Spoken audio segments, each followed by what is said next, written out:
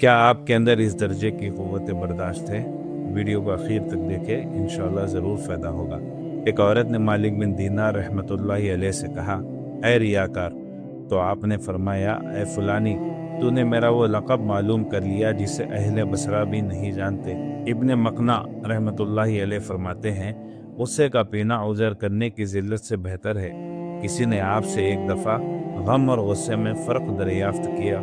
आपने फरमाया, गम तो किसी बड़े आदमी का तेरी आरज़ू के बरखिलाफ होने से पैदा होता है और गुस्सा कमज़ोर आदमी की तेरी मुखालिफत करने से। अबू मुआविया अल अस्वद रहमतुल्लाहि अलैह को अगर कोई बुरा भला कहता तो आप उसके लिए दुआ फरमाते। एक आदमी ने बकर बिन अब्दुल्ला मुज़नी रहमतुल्लाहि अलैह को बहुत सी गालियां दी। आप खामोश रहे। किसी ने आपसे कहा, आप इसे क्यों गालियां नहीं देते?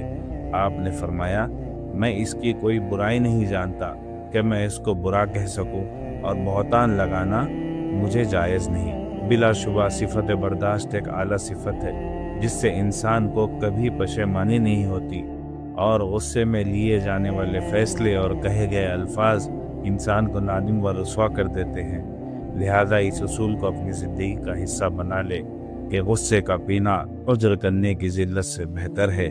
वीडियो कैसी लगी कमेंट करके ज़रूर बताइएगा।